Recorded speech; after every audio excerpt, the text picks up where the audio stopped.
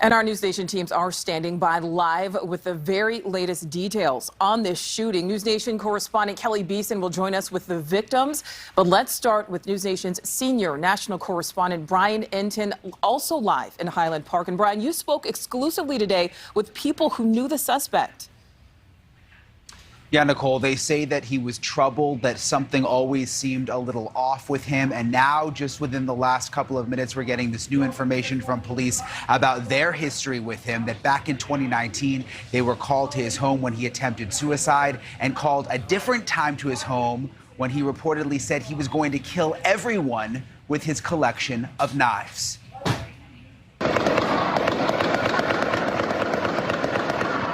Today, investigators say the attack on the Highland Park, Illinois July 4th parade was pre-planned and that 21-year-old Robert Bobby Crimo was in disguise when he shot into the crowd more than 70 times with a gun he purchased legally. This photo shows the 21-year-old in a wig dressed as a woman. During the attack, Crimo was dressed in woman's clothing, and investigators do believe he did this to conceal his facial tattoos and his identity and help him during the escape with the other people who were fleeing the chaos. Ma'am, did you suspect Bobby was capable of this?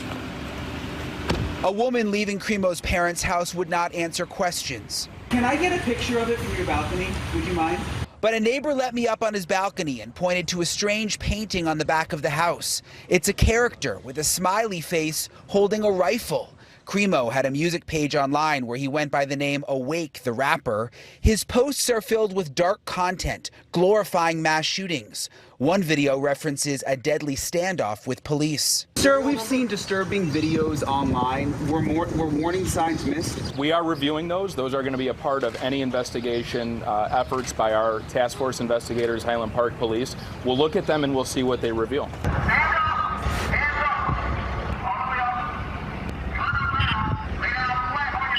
This video shows the moment Crimo was taken into custody on Monday after a nearly 9-hour manhunt.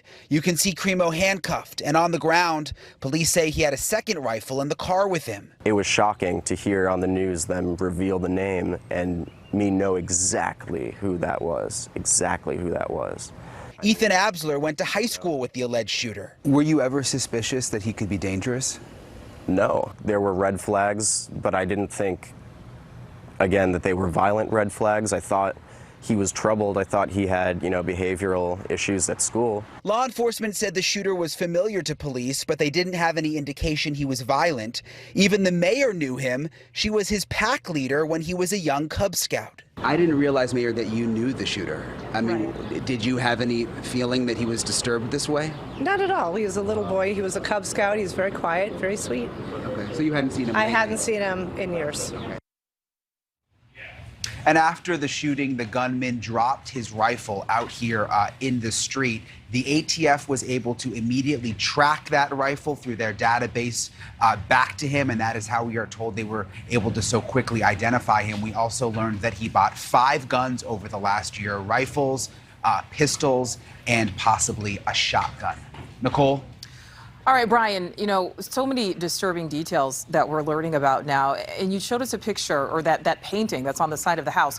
What did the neighbor have to say about that? Because that honestly, gave so many of us here in the newsroom goosebumps. Yeah, very, very strange. We heard from people in the neighborhood that there was possibly that painting. We were able to get up on the balcony and see it. What's interesting is there was something also written on the side of the house, very, very large, that was painted over. But what's sort of disturbing about that painting with the character holding the gun is when you look at the gunman's videos online, the face of the character on the side of the house is the same face on the gunman's T-shirts in the videos online. And Brian, so authorities are saying he showed no signs of violence, but police have been called out there, we know, at least twice. We know he was making these videos with threats. There's this painting on the side of the house. It's so hard to comprehend. Obviously, hindsight is 20/20, but it's difficult, not to say that there were warning signs. Yeah, it certainly appears now, especially in light of the information we got from police in the last couple of minutes, that there were red flags, especially that new 2019 incident that has come to light when he reportedly said that he was going to kill everyone with his collection of knives. And it was so alarming to a family member that they called police, who responded but said there was not enough probable cause to arrest him. All right, our Brian Enton live for us tonight in Highland Park. Thank you for that. Thank you for watching. Go to newsnationnow.com to find NewsNation on your television provider. And don't forget to click the red subscribe button below to get more of NewsNation's fact-driven, unbiased coverage.